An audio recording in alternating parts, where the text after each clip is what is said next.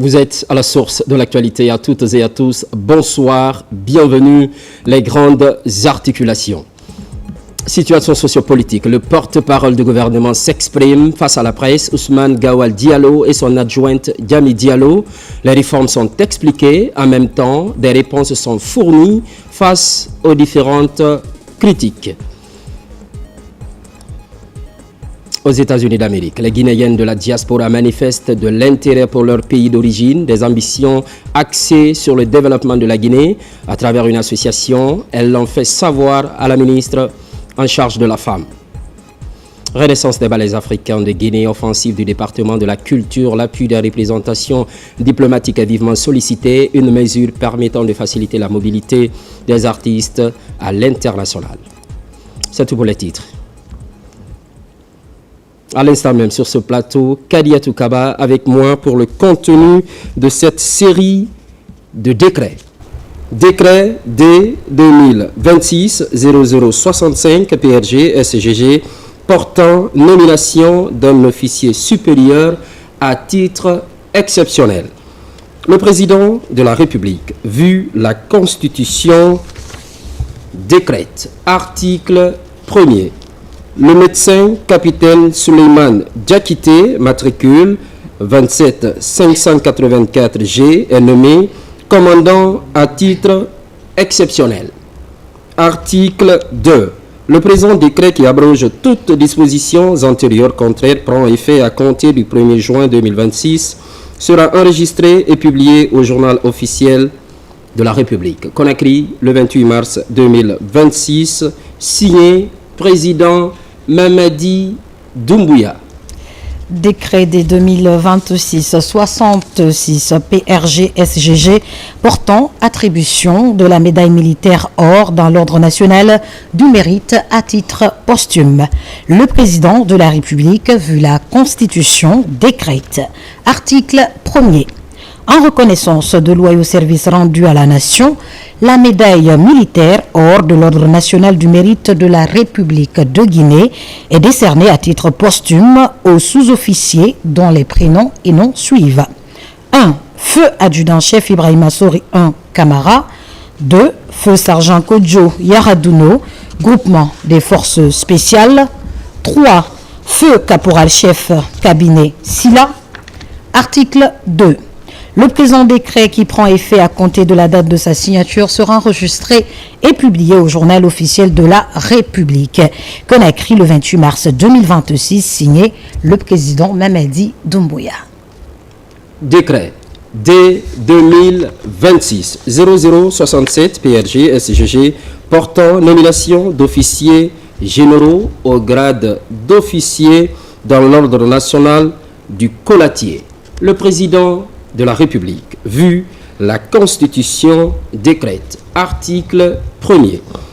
En récompense des éminents et loyaux services rendus à la nation pour la cause de la paix, le renforcement et l'élargissement des liens de coopération entre les peuples, le grade d'officier de l'ordre national du Colatier de la République de Guinée est décerné aux officiers généraux dont les prénoms, noms et fonctions suivent. 1.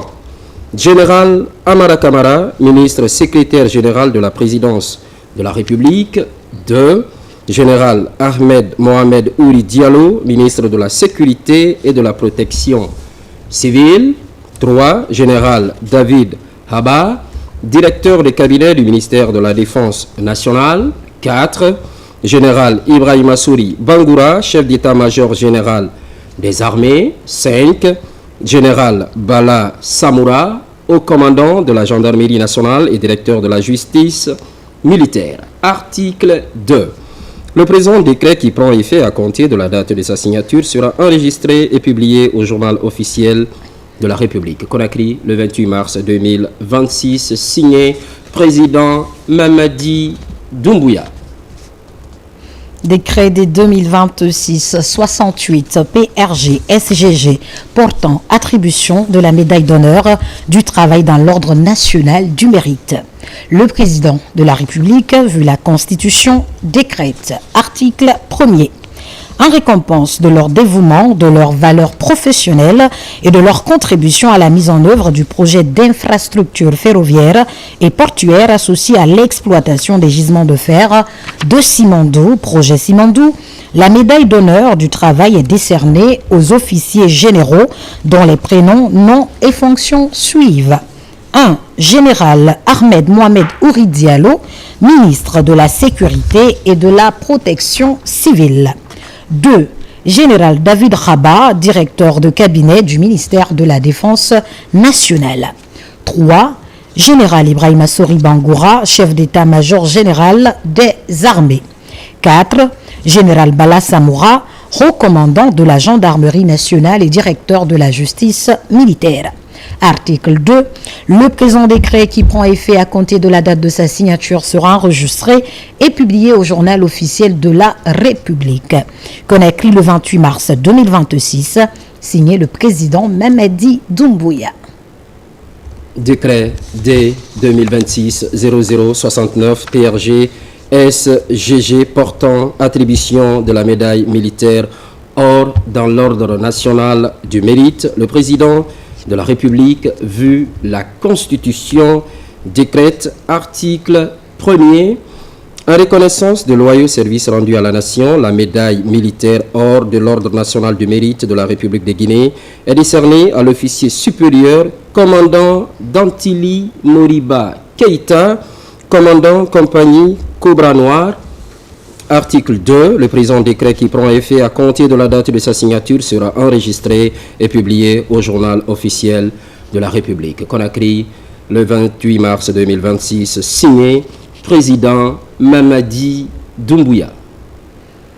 Décret des 2026-70 PRG SGG portant attribution de la médaille militaire or dans l'ordre national du mérite.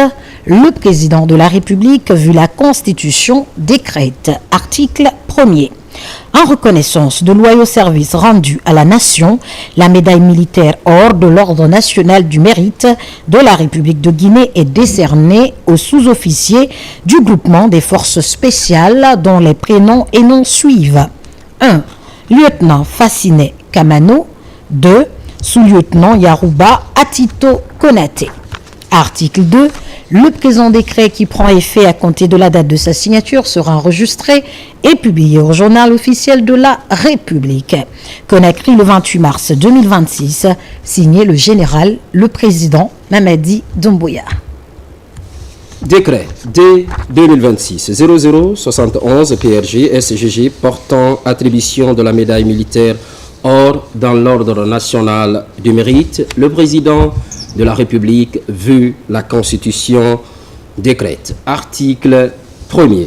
En reconnaissance de loyaux services rendus à la nation, la médaille militaire or de l'ordre national du mérite de la République de Guinée est décernée au sergent-chef Blaise Gizima, groupement des forces spéciales. Article 2. Le présent décret qui prend effet à compter de la date de sa signature sera enregistré et publié au journal officiel de la République. Conakry, le 28 mars 2026, signé président Mamadi Doumbouya. Décret des 2026-72 PRG SGG portant nomination de magistrats au grade de commandeur dans l'ordre national du mérite. Le président de la République, vu la Constitution, décrète. Article 1er. En reconnaissance d'éminents et loyaux services rendus à la nation, le grade de commandeur de l'ordre national du mérite de la République de Guinée est décerné aux magistrats dont les prénoms et noms suivent. Monsieur Ibrahima Sori de Tunkara, garde des Sceaux, ministre de la Justice et des Droits de l'Homme. Monsieur Algassimou Diallo, avocat général près de la Cour suprême. Article 2. Le présent décret qui prend effet à compter de la date de sa signature sera enregistré et publié au journal officiel de la République. Conakry le 28 mars 2026, signé le président Mamadi Doumbouya. Décret D 2026-0073 PRG SGG portant élévation d'un haut cadre à la dignité de grand officier dans l'ordre national du Mérite, le président de la République, vu la Constitution, décrète article 1er.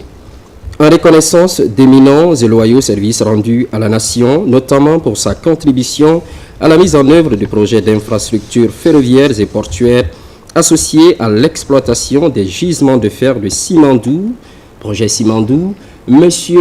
Djiba Diakité, ministre directeur de cabinet de la présidence de la République, président du comité stratégique de Simandou, est élevé à la dignité de grand officier de l'Ordre national du Mérite de la République de Guinée. Article 2. Le présent décret qui prend effet à compter de la date de signature sera enregistré et publié au journal officiel de la République. Conakry, le 28 mars 2026, signé président Mamadi Doumbouya. Décret dès 2026-74 PRG-SGG portant attribution de la médaille d'honneur du travail dans l'Ordre national du Mérite. Le président de la République, vu la Constitution, décrète. Article 1er. En récompense de leur dévouement, de leur valeur professionnelle et de leur contribution à la mise en œuvre du projet d'infrastructure ferroviaire et portuaire associé à l'exploitation des gisements de fer de Simandou, projet Simandou, la médaille d'honneur du travail est décernée aux recadres dont les prénoms, noms et fonctions suivent. 1. Monsieur Djiba Diakité, ministre directeur de cabinet de la présidence de la République. 2. Général Amara Camara, ministre secrétaire général de la présidence de la République. 3. Monsieur Bounassila, ministre des Mines et de la Géologie. 4. Monsieur Mourana Souma, ministre de la Communication, de l'Économie numérique et de l'Innovation. 5. Monsieur Ismaël Nabé, ministre du Plan de la Coopération internationale et du Développement. 6. Monsieur Fassine Silla, ministre des Infrastructures. 7. Madame Djaka Sidibé, ministre de l'Enseignement supérieur et de la Recherche scientifique. 8. Madame Djami Diallo, ministre de l'Environnement et du Développement durable. 9. Monsieur Faya François Bourreau, ministre de la Modernisation de l'Administration et de la Fonction publique. 10. Docteur Alpha Oumar Kamara, conseiller juridique de la présidence de la République. 11. Monsieur Ibrahima Sori Diallo, administrateur général de l'administration et contrôle des grands projets ACGP. 12. Monsieur Bachir Kamara, secrétaire général du ministère de l'Hydraulique et des Hydrocarbures. 13. Monsieur Aboubakar Kourouma, secrétaire général du ministère des Mines et de la Géologie. 14. Monsieur Mamoudou Nanya Lembari, président du conseil d'administration de la compagnie du Trans-Guinéen. 15. Dr Moussa Berete, directeur général adjoint de la compagnie du Trans-Guinéen. Article 2. Le présent décret qui prend effet à compter de la date de sa signature sera enregistré et publié au journal officiel de la République. Conakry, le 28 mars 2026, signé le président Mamadi Doumbouya. Décret D 2026-0075 PRG-SGG portant nomination de magistrats au grade de commandeur dans l'Ordre national du Mérite. Le président de la République, vu la Constitution, décrète, article 1er, en reconnaissance d'éminents et loyaux services rendus à la nation, le grade de commandeur de l'Ordre national du Mérite de la République de Guinée est décerné aux magistrats dont les prénoms, noms et fonctions suivent. Monsieur Sidiki Kamara, procureur de la République près le tribunal de première instance de Conakry. Monsieur Abdoulaye Babadi Kamara, avocat général près de la Cour d'appel de Conakry. Article 2. Le présent décret qui prend effet à compter de la date de signature sera enregistré et publié au journal officiel de la République. Conakry, le 28 mars 2026, signé président Mamadi Doumbouya. Décret des 2026-76 PRG-SGG portant nomination de magistrats au grade de commandeur dans l'ordre national du mérite. Le président de la République, vu la Constitution, décrète, article 1er. En reconnaissance d'éminents et loyaux services rendus à la nation, le grade de commandeur de l'ordre national du mérite de la République de Guinée est décerné aux magistrats dont les prénoms, noms et fonctions suivent. 1. Monsieur Alpha Seydou Silla, président de la Chambre civile, Cour d'appel de Conakry. 2. Monsieur Aboubakar Cham, président du tribunal de première instance de Dixine. 3. Madame Fanta Alama Kamara, présidente de section tribunal de première instance de Kaloum. Article 2. Le présent décret qui abroge toutes dispositions antérieures contraires prend effet à compter de la date de sa signature et sera enregistré et publié au journal officiel de la République. Conakry le 28 mars 2026, signé le président Mamadi Doumbouya. Décret D 2026-0077 PRG-SGG portant nomination de magistrats au grade de commandeur dans l'ordre national du mérite à titre posthume. Le président de la République, vu la Constitution, décrète. Article 1er. En reconnaissance d'éminents et loyaux services rendus à la nation, le grade de commandeur de l'ordre national du mérite de la République de Guinée est décerné aux magistrats dont les prénoms noms suivent.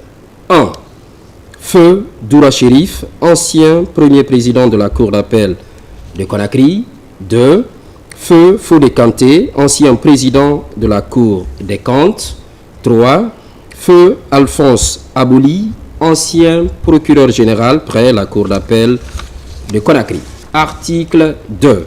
Le présent décret qui prend effet à compter de la date de signature sera enregistré et publié au journal officiel de la République. Conakry, le 28 mars 2026, signé président Mamadi Doumbouya.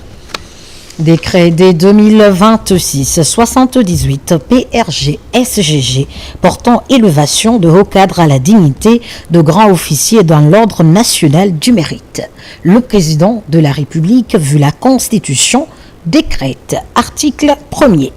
En reconnaissance d'éminents et de loyaux services rendus à la nation, les hauts cadres dont les prénoms, noms et fonctions suivent sont élevés à la dignité de grand officier de l'ordre national du mérite de la République de Guinée. 1. Docteur Dansa Kourouma, président du Conseil national de la transition. 2. Monsieur Amadou Ouriba, Premier ministre, chef du gouvernement.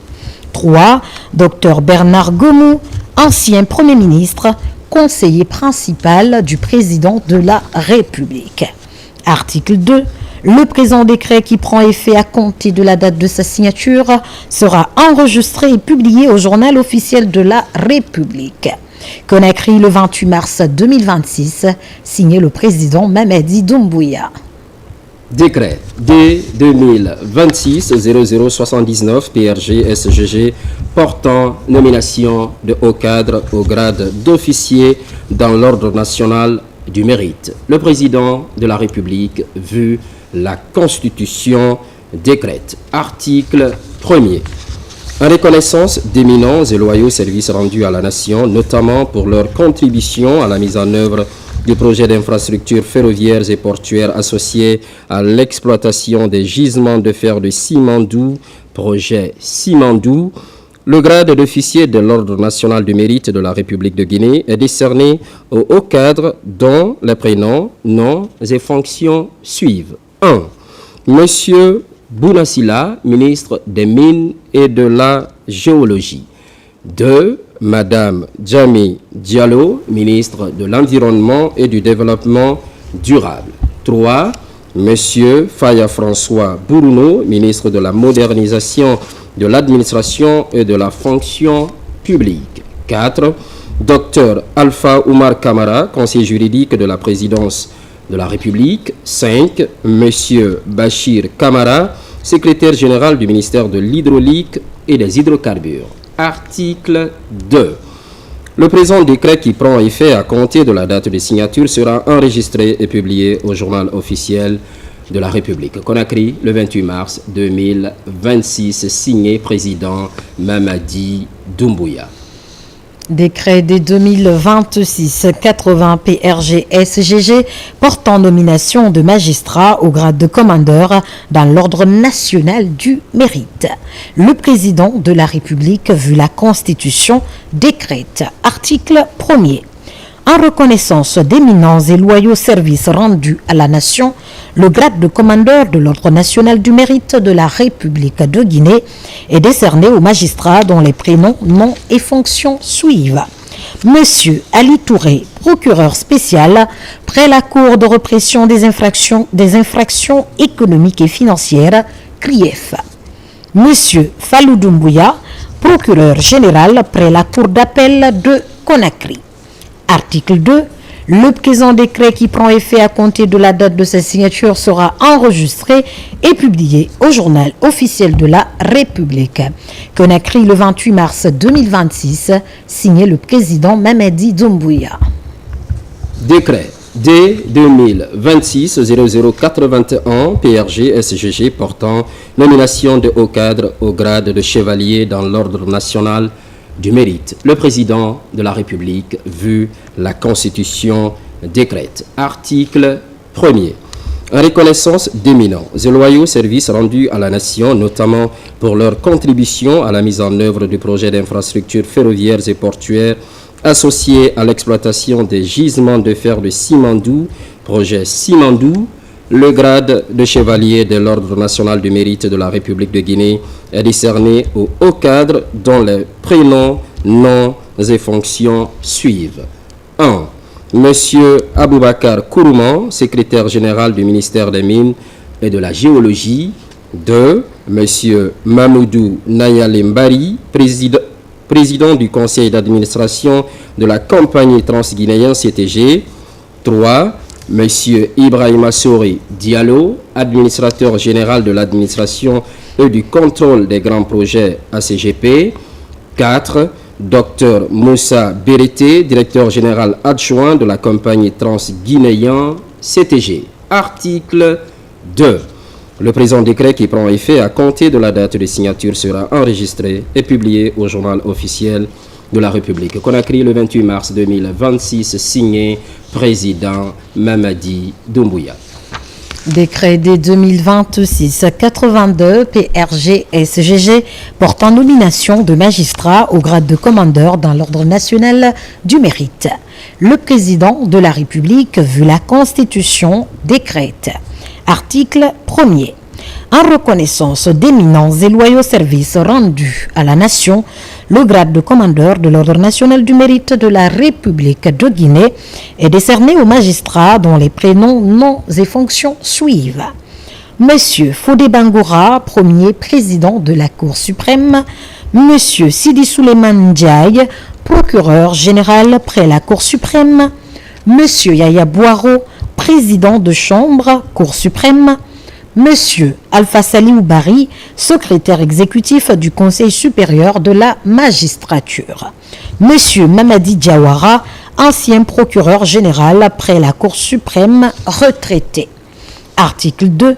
Le présent décret qui prend effet à compter de la date de sa signature sera enregistré et publié au journal officiel de la République. Conakry, le 28 mars 2026, signé le président Mamadi Doumbouya.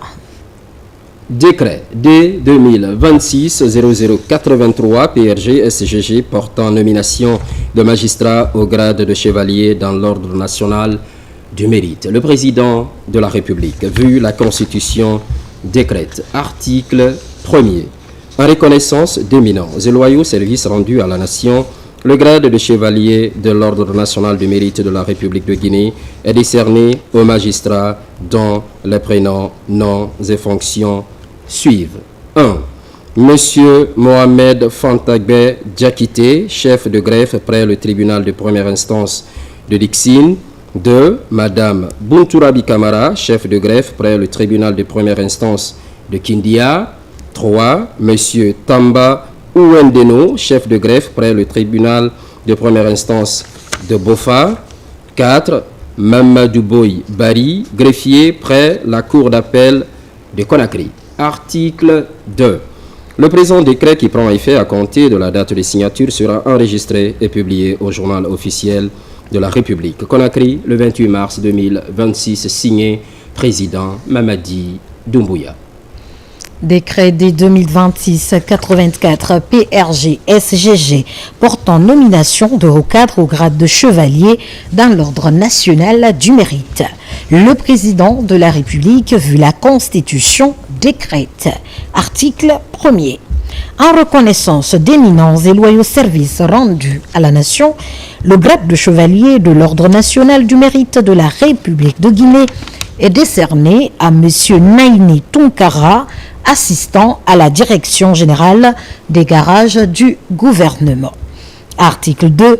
Le présent décret qui prend effet à compter de la date de sa signature sera enregistré et publié au journal officiel de la République. Conakry, le 28 mars 2026, signé le président Mamadi Doumbouya. Décret D 2026-0085 PRG-SGG portant nomination de hauts cadres à des postes de responsabilité.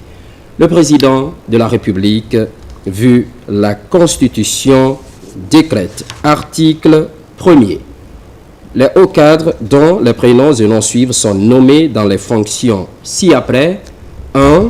Monsieur Daouda Kanté, précédemment directeur national adjoint de la comptabilité matières et matériels au ministère de l'économie, des finances et du budget, est nommé directeur général de la Société navale de Guinée.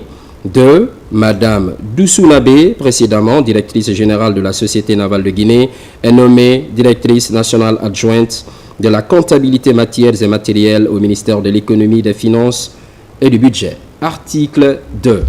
Le présent décret qui abroge toutes dispositions antérieures contraires prend effet à compter de sa date de signature sera enregistré et publié au journal officiel de la République. Conakry, le 28 mars 2026, signé président Mamadi Doumbouya. Décret des 2026-86 PRG-SGG portant nomination de haut cadre au ministère de la Santé et de l'Hygiène publique. Le président de la République, vu la Constitution, décrète. Article 1er. Les hauts cadres dont les prénoms et noms suivent sont nommés au ministère de la Santé et de l'Hygiène publique dans les fonctions ci-après. 1.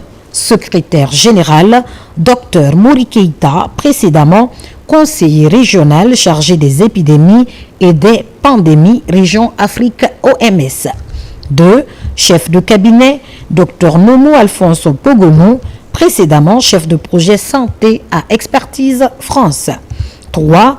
Conseiller principal, Dr Sori Kondé, précédemment directeur général de l'Agence nationale de sécurité sanitaire. 4. Conseiller juridique, M. Mohamed Fofana, précédemment conseiller juridique de l'Université Gamal Abdel Nasser de Conakry. 5. Conseillère chargée des questions de coopération et de partenariat public-privé, Mme Saran Samparé, cadre supérieur de santé publique. 6. Conseiller chargé des questions de politique sanitaire et d'hygiène publique, Dr Souleymane Diakité, précédemment inspecteur régional de la santé et de l'hygiène publique de Farana. 7. Conseillère chargée de mission, Dr Fatoumata Batouli Diallo, précédemment consultante indépendante en santé publique. Article 2. Le présent décret qui abroge toutes dispositions antérieures contraires prend effet à compter de la date de sa signature et sera enregistré et publié au journal officiel de la République. Conakry, le 28 mars 2026, signé le président Mamadi Doumbouya. Je vous remercie. Avec moi, Kadet Toukaba, pour la lecture d'une série de décrets. Merci de repasser sur ce plateau. Avec le projet Sibandou, la Guinée déploie ses ailes. En plus de l'exploitation des ressources, la transformation profonde de l'économie est en discussion. Ça se passe entre le comité stratégique et la société financière internationale. Le cap est fixé, celui d'une convergence d'ambition et de vision afin de donner naissance à un nouveau modèle de croissance plus inclusif. Fatoumata Kourouman, compte rendu. À Conakry, les discussions s'intensifient autour du programme Simandou 2040, pilier de la stratégie de transformation économique de la Guinée. En mission dans la capitale guinéenne, la Société financière internationale SFI, branche du groupe de la Banque mondiale dédiée au secteur privé, multiplie les rencontres de haut niveau. Jeudi 26 mars 2026, elle a échangé avec le comité stratégique de Simandou en présence de hauts responsables de la présidence et de l'équipe dirigeante du Guinea Development Board. La SFI affiche une ambition claire, bâtir un partenariat de long terme, renforcer les champions locaux, créer des emplois et capter l'intérêt croissant des investisseurs internationaux pour la Guinée. J'ai entendu parler de Simandou, j'ai traité de Simandou, j'ai parlé de Simandou, j'ai discuté Simandou et j'ai un peu respiré Simandou parce que c'est le meilleur dépôt au monde et c'est ça le potentiel de transformer, je ne dirais pas non seulement la Guinée, mais de transformer l'Afrique de l'Ouest. Articuler la vision du pays autour de ce projet est une vision très claire. Nous sommes maintenant à la phase d'exécution. Je pense que la vision est très claire. La Guinée a beaucoup de ressources, il faut les transformer de la meilleure manière pour rajouter la valeur ajoutée. Secondo, la Guinée ne veut pas être limitée au secteur minier, elle veut avoir une économie qui soit diversifiée et diversifiée pour être résiliente. Nous visons à créer un partenariat qui soit un partenariat sur le long terme. Ce n'est pas arriver, faire un prêt ici, faire un prêt là et repartir. On veut construire quelque chose ensemble. In fine, on fait tout cela pour créer des emplois. S'assurer que tous les jeunes qui arrivent sur le marché du travail aujourd'hui en Guinée pourront avoir une opportunité d'avoir un travail. La Guinée est à un point d'inflexion aujourd'hui. Un point d'inflexion parce que partout où je vais, non seulement sur le continent, mais en dehors du continent, les gens me disent ça change en Guinée, la Guinée, la Guinée, la Guinée. Face à ces engagements, le président du comité stratégique de Simandou, Djiba Diakité, a rappelé la vision du président de la République, son Excellence Mamadi Doumbouya. Faire passer le pays d'une économie extractive à une économie de transformation fondée sur la valorisation locale des ressources. La Guinée rentre dans une nouvelle ère avec beaucoup de pragmatisme, avec une vision claire, un leadership éclairé, une stabilité sans précédent, avec des grandes ambitions de pouvoir enclencher une nouvelle phase structurelle, accélérer le développement économique de notre pays sur du moins long terme. Et cette vision est portée en premier lieu par le président de la République. Notre vision de transformation économique de la Guinée, Simandou 2040, est une vision aujourd'hui qui constitue la boussole de développement de la Guinée, structurée autour de 5 grands piliers. La transformation locale pour nous, ce n'est pas juste des usines, c'est surtout le respect de notre plan de contenu local, notamment avec 3 objectifs clés. Premièrement, c'est comment donner du travail aux Guinéens, l'emploi, comment donner les opportunités aux entreprises à capitaux guinéens. Et puis, 3e objectif de ce plan de contenu local, c'est comment former les Guinéens pour anticiper un meilleur transfert de compétences et de technologies. Raffinerie en construction à Bofa et Boké, développement des chaînes de valeur, montée en puissance du contenu local, les bases de cette mutation sont déjà posées. Transformer les minerais en Guinée, ce n'est plus une fatalité. L'année dernière, grâce aux orientations stratégiques du président, nous avons lancé la construction de 2 grandes raffineries de bauxite à Bofa et puis Madobali.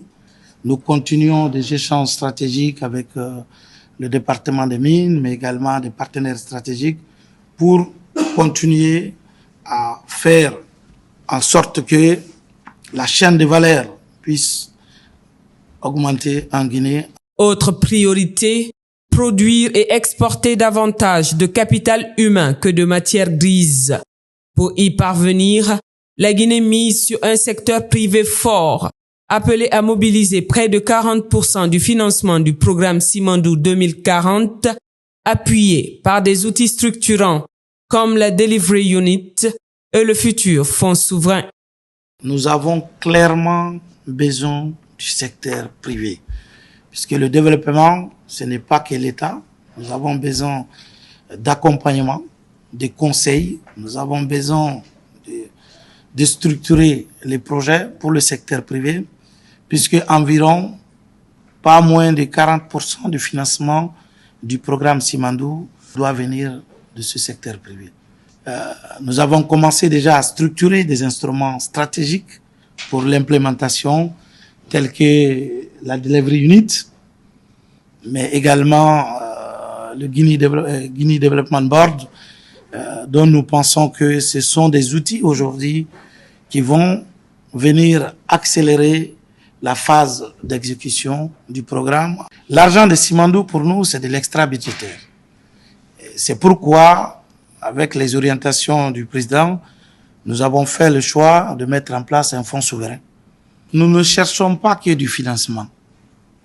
Nous voulons vraiment que nos partenaires comprennent cela, que la Guinée n'est plus un pays qui cherche uniquement que du financement.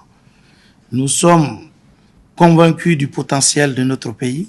Nous avons besoin des partenaires solides comme vous, au-delà du financement, pour nous accompagner à structurer et nous accompagner dans la mise en œuvre de l'exécution de nos projets.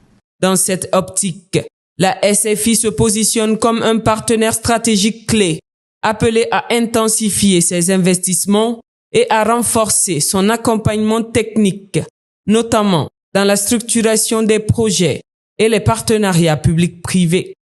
Ce n'est pas seulement les engagements, c'est des réalisations. Je viens de signer à l'instant avec la société Sonoco, que vous connaissez tous très bien, un projet d'investissement où nous allons les soutenir. Nous avons identifié également dans les conversations un certain nombre de nouveaux entrepreneurs que nous ne connaissions pas, que nous allons essayer de rencontrer. Nous croyons fondamentalement que le développement de la Guinée passera par l'appui donné aux champions locaux. Simandou 2040 structure un peu la vision des autorités guinéennes en ce qui concerne les 15 prochaines années. Donc il s'agit pour nous de travailler de plusieurs manières. D'abord, d'essayer à structurer les ressources qui reviendront de Simandou, d'essayer d'appuyer pour la transformation des minerais, mais également de créer une économie diverse autour de Simandou. Au-delà des financements, Conakry attend de la société financière internationale un accompagnement technique et stratégique global, notamment dans des secteurs clés, infrastructure, agriculture, industrie et numérique. La Société financière internationale est l'institution du groupe de la Banque mondiale qui est dédiée au développement du secteur privé. Vu l'importance et la place centrale du secteur privé dans le développement et dans la mise en œuvre du programme Simandou 2040, les investissements privés estimés à près de 40% du projet, cette visite s'inscrit en ligne droite du partenariat qui a été celui entre la Société financière et la Banque mondiale durant toutes ces années, un partenariat où le groupe de la Banque mondiale a fourni de l'assistance technique, a fourni de l'investissement et du financement en République de Guinée. Donc aujourd'hui, des priorités ont été énoncées dans les infrastructures, dans le soutien aux champions locaux, dans la diversification de notre économie à travers notamment le développement de l'agriculture, mais aussi à travers l'accès au financement des PME et d'autres priorités qui ont été mentionnées. Bien sûr, le développement du corridor Simandou, autour du corridor Simandou a été également mentionné afin de tirer profit des infrastructures déjà mises en place pour promouvoir la logistique le long de ce corridor et faire de la Guinée un point d'entrée pour les importations vers les pays de la sous-région. C'est une première visite. Le programme Simandou 2040 avec les 122 méga-projets, nous devons mobiliser les 15 prochaines années plus de 200 milliards. ces 200 milliards, 40%, près de 40% doit être mobilisé auprès des secteurs privés. Donc c'était extrêmement important de venir parler aujourd'hui des projets PPP, des projets privés, mais aussi l'accompagnement de l'économie guinéenne. Et avec la Banque mondiale, c'est un partenaire privilégié à la Guinée, c'est un partenaire stratégique à la Guinée. Le programme Simandou est désormais la boussole de notre développement, qui est porté par son Excellence le Président Mamadi Doumbouya. D'ailleurs, après cette séance de travail, il y a des signatures qui doivent s'exécuter avec les champions nationaux guinéens dans le cadre de l'agriculture, mais aussi des champions que nous voulons vraiment mobiliser. Donc, il y a des projets qui ont déjà commencé et cette semaine, c'est vraiment extraordinaire.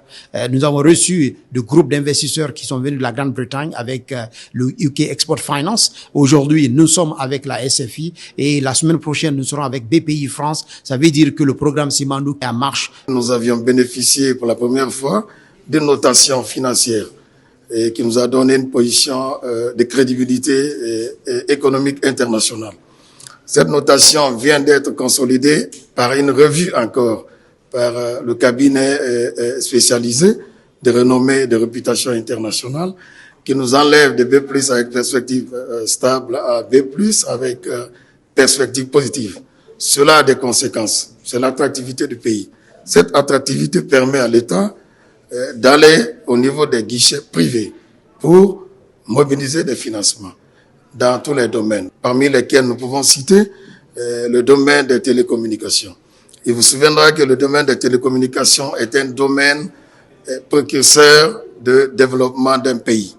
Il est question d'aller et d'avoir des schémas de financement dans le cadre des infrastructures numériques. Par exemple, le câble sous-marin, nous devons être à même d'avoir une trajectoire pour avoir un nombre de câbles sous-marins comme les autres pays voisins.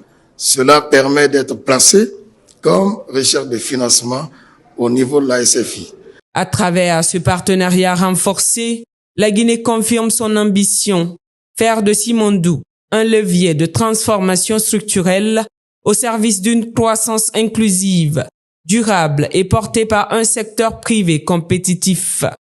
Une dynamique portée par la vision du président de la République, son Excellence Mamadi Doumbouya, celle d'un pays qui valorise ses ressources, renforce son secteur privé et mise sur son capital humain. Avec le programme Simandou 2040, la Guinée trace ainsi le chemin d'une croissance durable au service de tous. On enchaîne avec la situation sociopolitique, réforme économique et réponse aux différentes critiques. Le cocktail est suffisant. Le porte-parole du gouvernement éclaire la lanterne de l'opinion publique sur ses préoccupations du moment.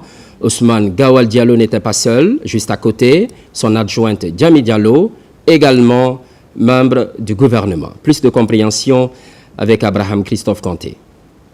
Dans un contexte marqué par des réformes politiques profondes, le porte-parole du gouvernement et son adjointe sont face à la presse pour faire le point de l'actualité sociopolitique du pays. Les questions comme la dissolution de certains partis politiques, les difficultés d'accès aux liquidités dans les banques, ce sont là des sujets débattus. Les acteurs bancaires, des acteurs économiques ont été mobilisés pour donner leur point par rapport à ça. Ce qu'il faut retenir, c'est que les autorités ont fait un effort considérable de très grande envergure dans notre pays et qu'on peut le dire que c'était inédit.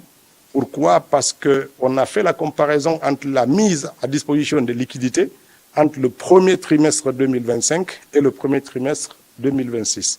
En 2025, aux 3 premiers mois de l'année, 66 milliards en cash a été mis à disposition des banques.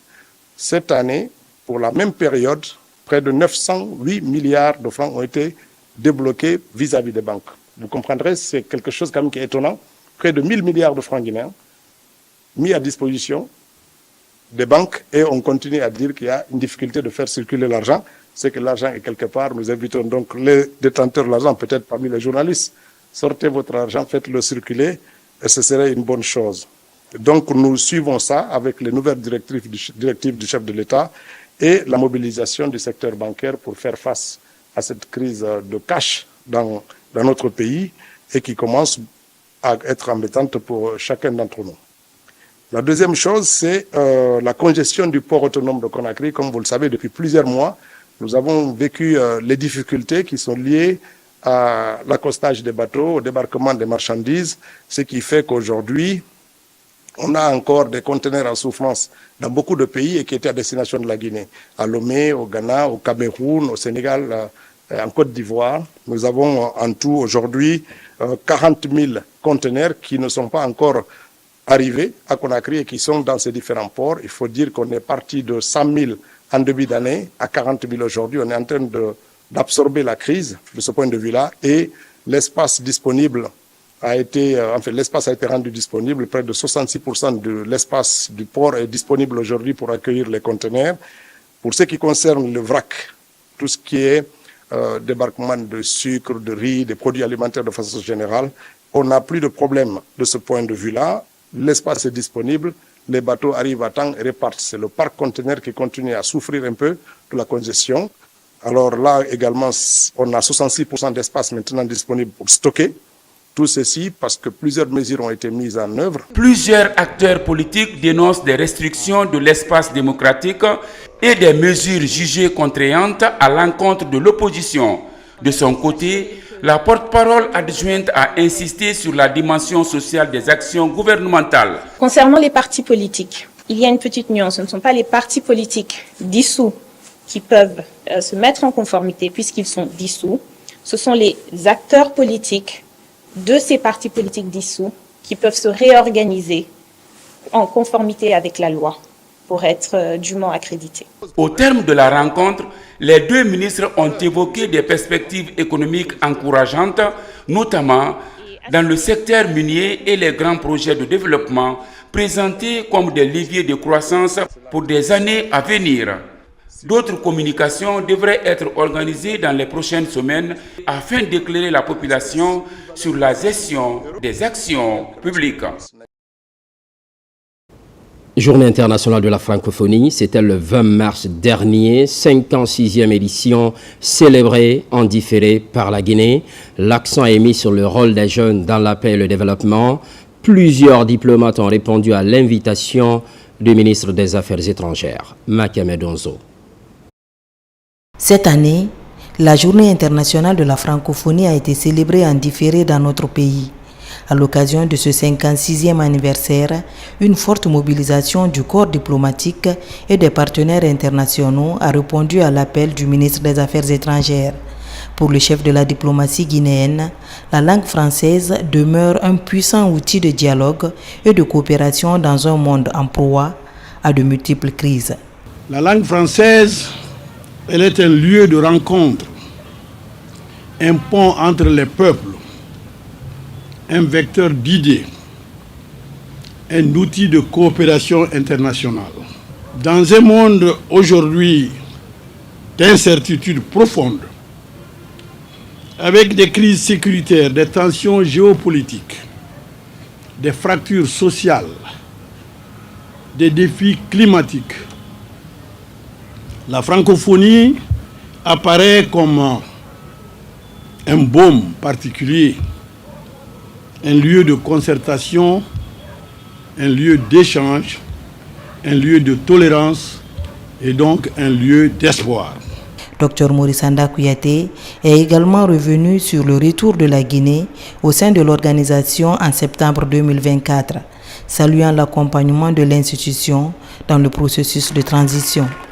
Permettez-moi, avec émotion, d'exprimer au nom du président de la République la profonde gratitude de la République de Guinée à l'Organisation internationale de la francophonie et à sa secrétaire générale, Mme Louise Moshiki-Wabo.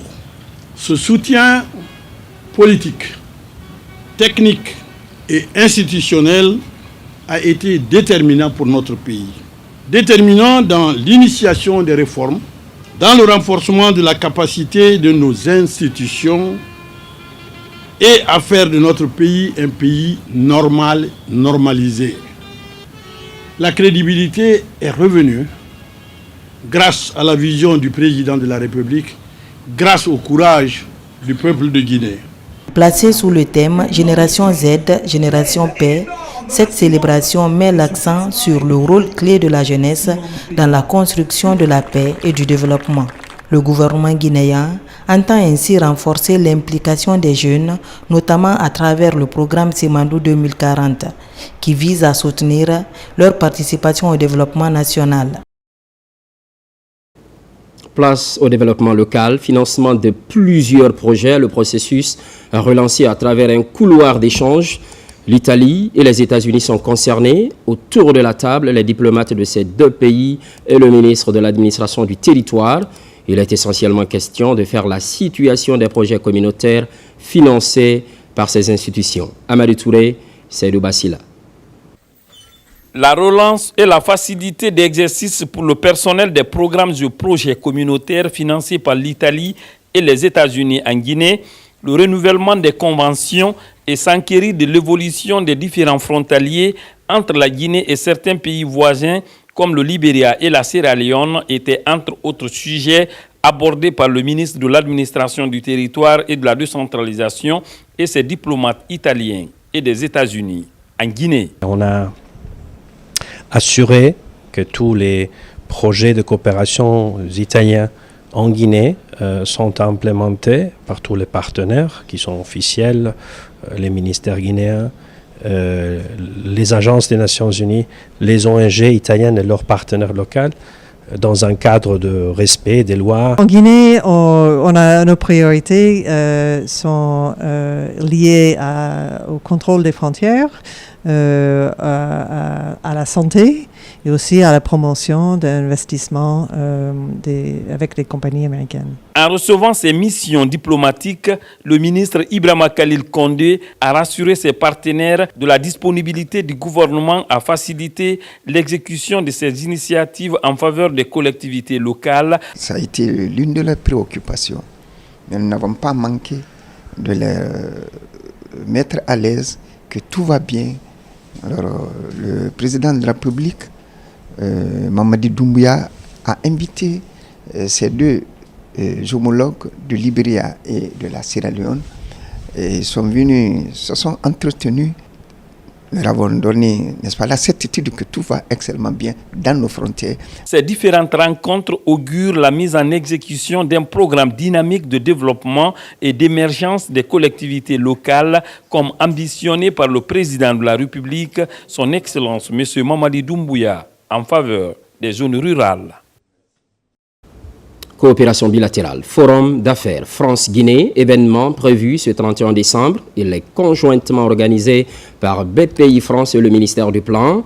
Au cours d'un point de presse, l'ambassadeur de France réaffirme l'engagement de son pays à travailler avec les autorités guinéennes dans le cadre de Simandou 2040. Moussa Bangoura. La France réaffirme son engagement à travailler avec les autorités guinéennes pour mieux accompagner le programme de développement socio-économique. L'annonce est faite par l'ambassadeur de France en Guinée au cours d'un point de presse organisé à sa résidence à La Minière.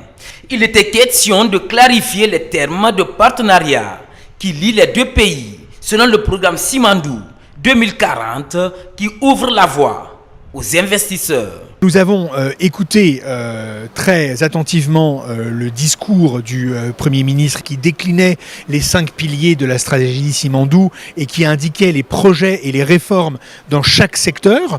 Nous, évidemment, on est déjà présents, mais on va s'aligner encore plus sur des priorités, puisqu'on parle d'État à État. Mais encore une fois, c'est les États stratèges.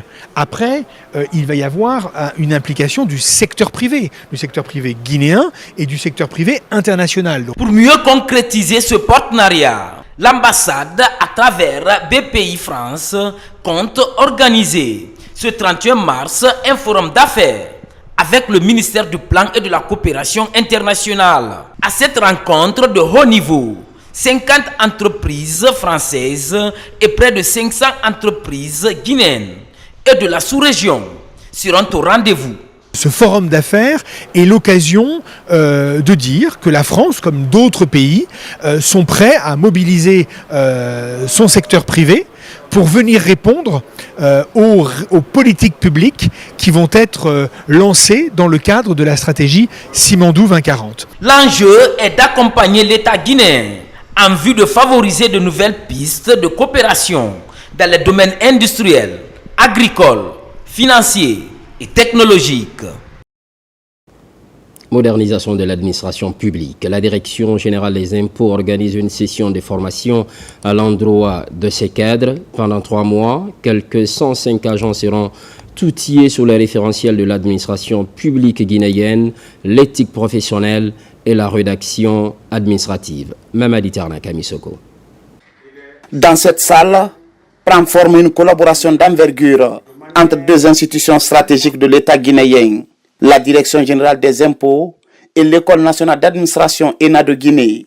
Au cœur de ce partenariat, un ambitieux programme de renforcement de capacité destiné à 105 agents et cadres de l'une des principales régies financières de l'État. Cette formation sur l'éthique, la déontologie, va vous outiller et sensibiliser l'ensemble des cadres sur la nécessité pour nous d'être neutres.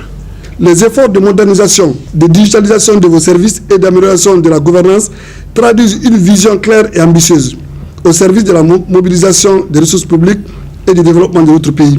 Donc la formation que nous lançons aujourd'hui s'inscrit pleinement donc dans cette dynamique.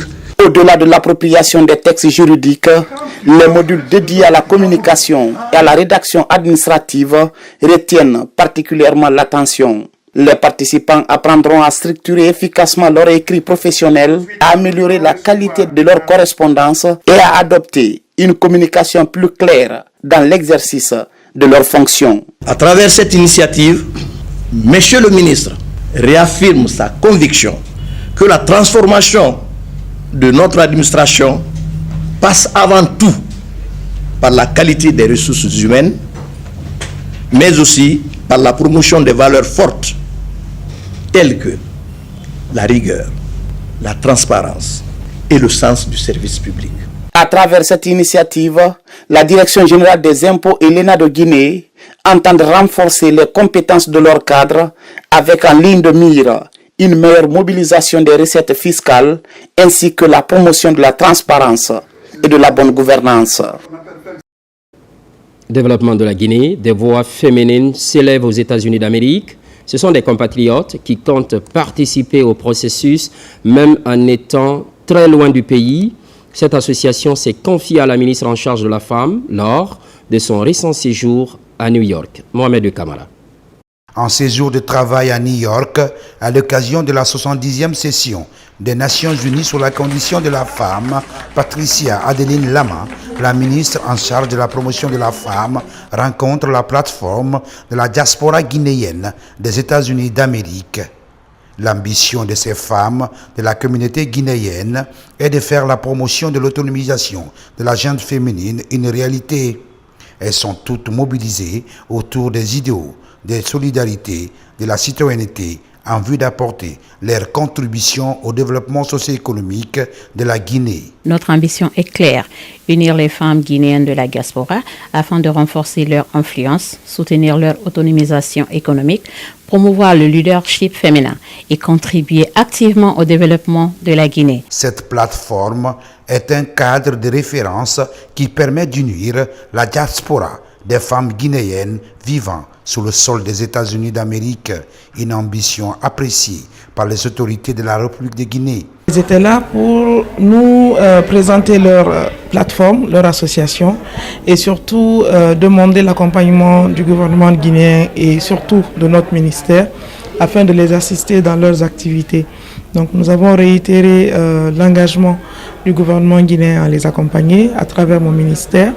Et surtout passer les remerciements du président de la République, M. Mamadi Doumbouya, par rapport à tout ce qu'elles ont fait comme mobilisation, comme accompagnement au niveau de New York. Le principal défi de ce groupe de femmes, même étant loin du pays, est de soutenir la promotion de leadership féminin partout où la Guinéenne est présente. Retour au Bercail, on fonce en milieu rural, abandon de l'excision et du mariage d'enfants. Une déclaration publique vient de confirmer cet engagement. Nous sommes à Wantifon, préfecture de Koya.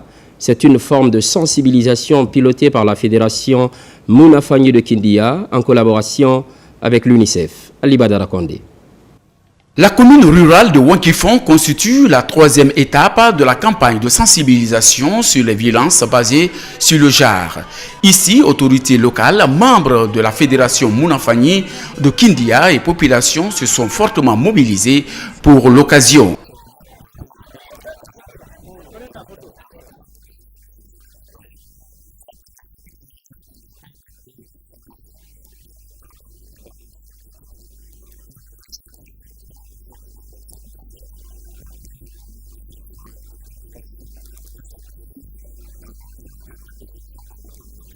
Au centre des débats, les conséquences de ces pratiques sur la santé, l'éducation et les droits des jeunes filles.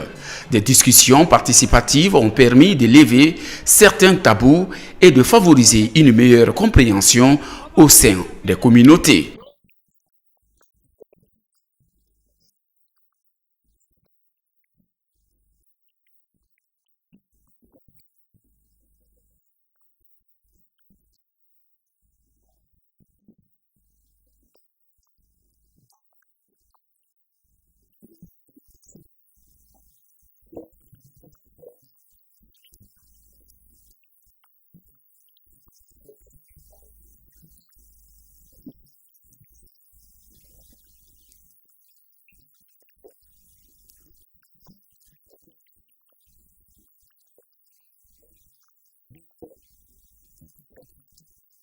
Ces séances de sensibilisation sont mises en œuvre par la Fédération Mounafani de Kindia avec l'appui technique et financé par l'UNICEF dans le but de protéger les droits des enfants et promouvoir leur bien-être.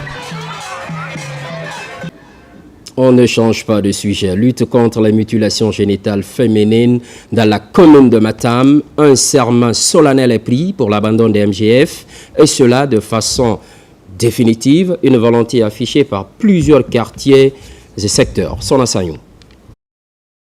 À Togiwondi, dans la commune de Matam, autorités locales, leaders religieux et populations sont mobilisés autour d'une déclaration publique d'abandon des mutilations génitales féminines, une pratique encore largement répandue en Guinée. L'initiative s'inscrit dans le cadre du projet visant à accélérer le changement des normes sociales pour promouvoir l'abandon des MGF dans la région de Conakry. Grâce aux efforts louables de l'ONG, Tostan et ses partenaires UNICEF, à cet égard, nous prenons l'engagement ferme de dénoncer toute pratique de l'excision et du mariage aux autorités compétentes. L'organisation de cette journée mettra d'une part en évidence l'interpellation des autorités politiques, les acteurs sociaux à tous les niveaux, en vue de mettre chacun devant ses responsabilités pour une prise de conscience collective, afin de mettre fin à cette problématique de VBG, y compris les mutilations génitales féminines.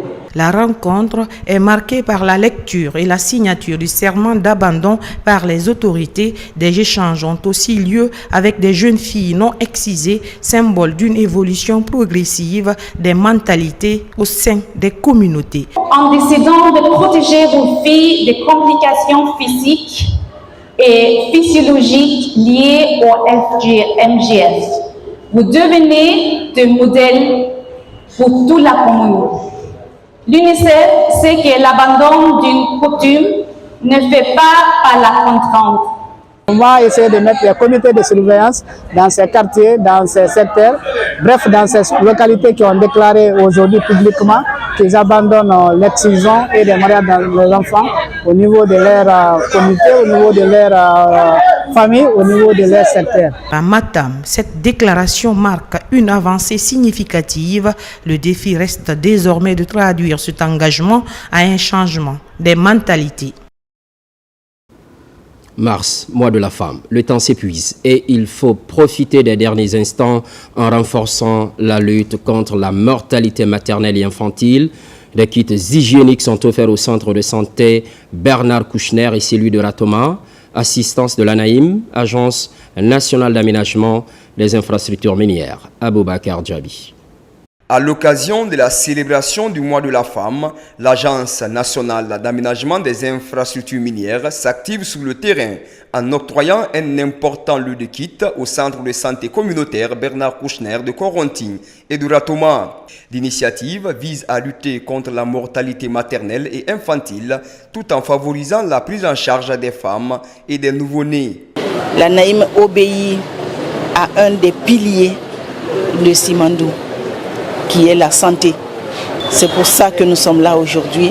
Je demande à tous, étant médecins, de suivre la déontologie et de travailler correctement. Par cette assistance, l'ANAïM entend faciliter l'accès des populations aux soins de qualité pour sauver des vies. Ces bénéficiaires accueillent l'action avec enthousiasme pour minimiser les risques d'infection. Il n'y a rien ici qu'on ne peut pas utiliser à la maternité. Le soin est très bien fait. Nous les rassurons et dès l'instant, je vais me mettre à la tâche. Non seulement on va partager à toutes les femmes qui sont là et nous allons compter le reste. Pour une période, toute femme qui mettra pied en état, en consultation ou pour l'accouchement aura sa part. Je suis très heureuse et contente aussi de vous avoir, de nous honorer ce matin avec cette joie. Et très heureuse aussi de voir mon prince dans mes deux bras. Merci beaucoup, je vous félicite tellement. Merci beaucoup. En apportant cette assistance en kit hygiénique et en jouets pour enfants, la direction générale de l'ANAïM continue de poursuivre ses actions en faveur des femmes guinéennes. Dans les jours à venir, elle entend démultiplier ce genre d'initiatives en vue de renforcer les capacités des structures sanitaires publiques pour une meilleure prise en charge des femmes et des nouveau-nés. Dans la commune de Lambaye, quartier Yembéa précisément, remise d'un important lot de matériel informatique ainsi que de jeux de maillot. C'est en direction des élèves en situation difficile. Mohamed Chérif Kamara. Cette cérémonie de remise de dons s'est tenue au groupe scolaire anglais Conakry Reliance, situé à Yembéa dans la commune de Lambaye. Elle est une initiative de l'ONG Les Frères Unis, engagée depuis plusieurs années dans l'accompagnement des enfants déshérités, notamment par la prise en charge de leurs frais de scolarité. À cette occasion, des outils informatiques et des jeux de maillot ont été remis aux élèves bénéficiaires. On est tellement contents, plus que le mot même, on ne sait même pas quoi dire aux ONG qui nous a pris notre enfant en charge. Donc, ce n'est pas aujourd'hui qu'ils sont commencés, ça fait très longtemps qu'ils sont commencés. C'est eux qui payent la scolarité et font le cadeau chaque année. Que Dieu donne la santé et la possibilité à l'ONG. En mois de novembre, nous les avons reçus ici. Ils ont décidé d'accompagner certains de nos élèves. Donc, ils ne sont pas à leur premier geste.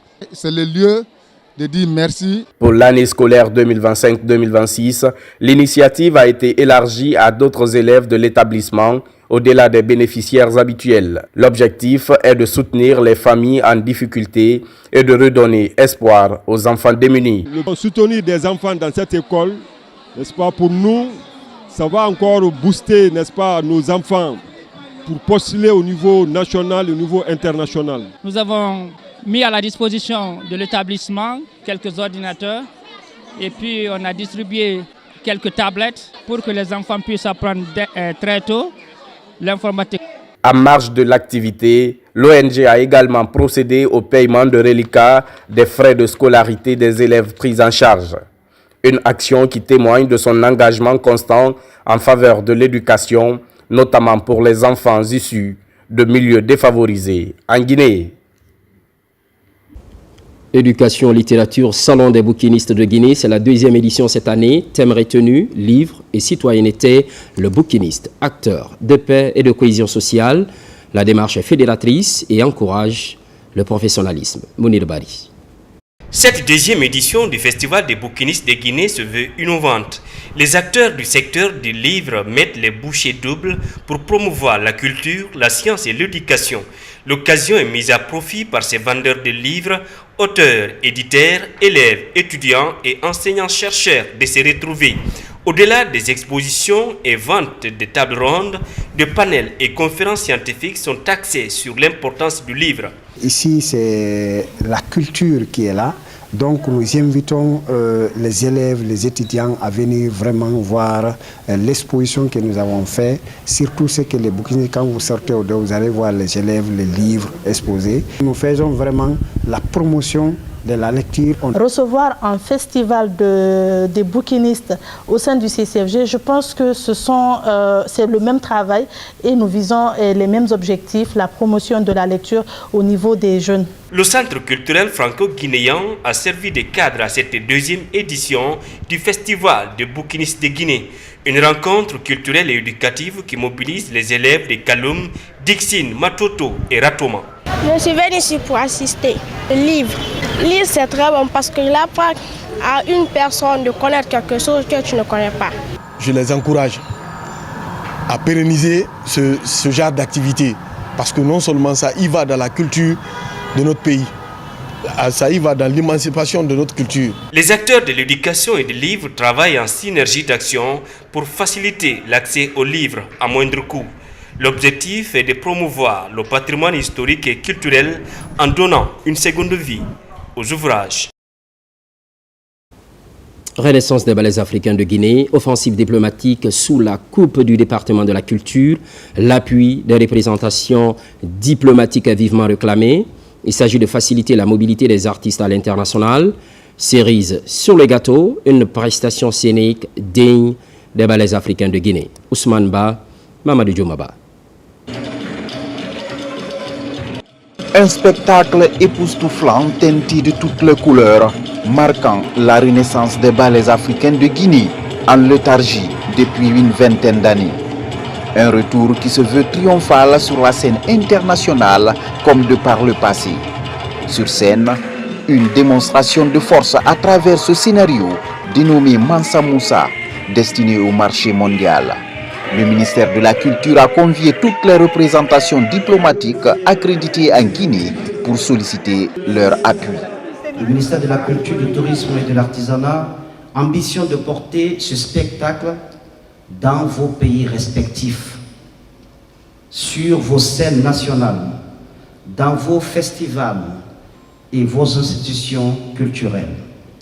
Nous comptons sur votre appui, votre engagement pour faciliter la réalisation de tournées internationales qui feront des ballets africains de Guinée, une fois encore, les ambassadeurs de la culture africaine dans le monde. Sur scène, percussion, chorégraphie, chant et danse avec des empreintes indélébiles dignes de la marque des ballets africains de Guinée.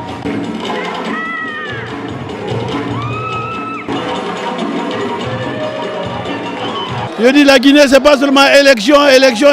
La Guinée, c'est surtout culture, culture et culture. Et vous avez vu, déjà il y a 2 invitations qui sont tombées. L'Inde et l'Algérie. Et d'autres m'ont soufflé qui vont préparer ça. Le Sénégal aussi. Je félicite la Guinée pour ce troupe, pour cette performance. Et Inch'Allah, on va travailler avec l'Égypte et la Guinée vers ces performances. Ce retour des ballets africains de Guinée est un nouveau départ dans la voie de la perpétuation du rêve de Keita Fodeba qui a créé le groupe en 1948 avec l'espoir de hisser très haut la culture guinéenne sur la scène mondiale. 4e édition de School Challenge. La compétition est officiellement lancée à l'université Nongo Conakry. 18 lycées de la capitale participent à ce rendez-vous intellectuel et scientifique de haut niveau. Ambition affichée, détecter les talents en milieu scolaire et universitaire. Mounir Bari. C'est un exercice intellectuel et scientifique qui s'enracine dans les établissements scolaires et universitaires de la capitale. Le School Challenge est organisé chaque année à l'université Nongo Conakry. Il vise à dénicher des talents, promouvoir l'excellence académique et à participer à la formation d'une élite guinéenne au service du développement durable du pays. Au-delà même des compétitions, on les prépare vraiment à affronter le bac. À travers quoi? À travers ces débats contradictoires, à travers l'art oratoire, et puis pour vraiment qu'ils aient la confiance en soi et la maîtrise vraiment des thématiques. Pour cette 4e édition, 18 lycées de la capitale guinéenne participent à la compétition. Au menu de la rencontre, slam, concours en art oratoire ou encore la culture générale. La cérémonie a connu une grande mobilisation des élèves, étudiants, encadrants et enseignants-chercheurs. On ne perd jamais quand on assiste à ce genre de compétition, on en ressort toujours gagnante. Je trouve que c'est une compétition instructive, c'est bon. Pour nous, surtout ceux qui font aussi les examens comme le bac, le bac comme c'est le lycée qui est concerné, ça nous enrichit et ça nous remonte notre confiance en nous. Le School Challenge est une compétition qui réunit beaucoup de lycées de la capitale autour d'un objectif, celui de valoriser le talent des élèves, où ils doivent compétir dans 3 rubriques, le débat, la culture générale et le slam. Chaque année, nous mettons les bouchées doubles pour nous rassurer que nos objectifs fixés seront atteints. Nous avons mis en place une équipe technique externe qui est venue appuyer cette équipe interne. C'est déjà la nouveauté de cette année. Durant la compétition, plusieurs élèves venant de 18 lycées se sont démarqués. Pour encourager le mérite, promouvoir la science et l'excellence académique en milieu scolaire et universitaire, les meilleurs ont été récompensés. Sport foot, le Sili national de Guinée, invincible. Un nul arraché hier face aux éperviers du Togo du côté du Maroc. Résultat apprécié par le sélectionneur qui ne veut plus jouer ses matchs à l'extérieur devant les hommes de médias. Paul Duarte adresse une doléance aux autorités de Conakry pour accélérer les travaux d'homologation des différents stades. Moussa Komara, Mangamori Kamara, envoyé spéciaux. Dans ce choc, pas de victoire entre le Sili national et les éperviers du Togo. Mais dès l'entame du jeu, les Togolais affichent leur intention. Pressing, récupération et volonté de jouer vers l'avant. La domination est palpable. À la 25e minute, le Togo obtient un pénalty transformé par son numéro 10. Les occasions s'enchaînent dans les 2 camps. Au retour des vestiaires, le sélectionneur guinéen opère 4 changements à la fois pour chercher l'équilibre. Grâce à une erreur défensive, le Togo obtient un second pénalty qui sera marqué à la 83e minute par son numéro 7. Dans la foulée, le Sili national sort dans sa zone de confort, confirme ses qualités et son organisation collective. À la 85e minute, Mamadi Cissé réduit les scores par une frappe puissante. Très agressif, le Sili garde le contrôle. À la 90e minute, l'inévitable Serhou Guirassy égalise par un coup de tête. Score final, 2 buts partout. On n'a pas bien commencé, c'était carrément un day off. Mais voilà, en deuxième mi-temps, on a su accélérer le jeu et le mettre en difficulté. Je pense que l'arbitre, à un moment, il a été un peu sévère aussi au niveau du penalty. Mais voilà, c'est des trucs qu'on prend en compte et on va essayer de voir rectifier ce qui n'a pas été fait. La Guinée est sur une série de 7 matchs sans défaite. Même si dans ce match, il y a eu des erreurs défensives. En 5, il y a des erreurs qu'on commet avant, surtout dans le placement de duels individuels sur notre latéraux qu'aujourd'hui on ne commet pas cette erreur. On fait de tout pour arrêter le contre-attaque de l'adversaire. Le joueur commence à savoir qu'est-ce que je veux dans le processus offensif, mais quand on n'a pas la balle, comment on doit réagir. On a toujours une évolution. Sans stade homologué, le Sili joue ses matchs amicaux et officiels à l'extérieur sans son public. On a besoin de jouer chez nous. On a besoin de jouer à Guinée. Le public a besoin de voir match en Guinée. La qualification pour la CAN se fait en Guinée.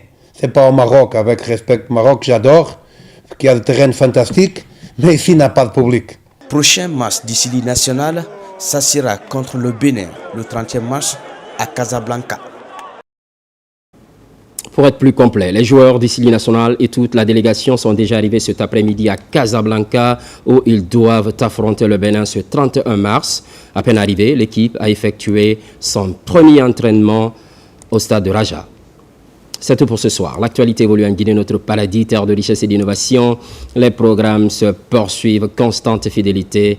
À toutes et à tous, à très vite.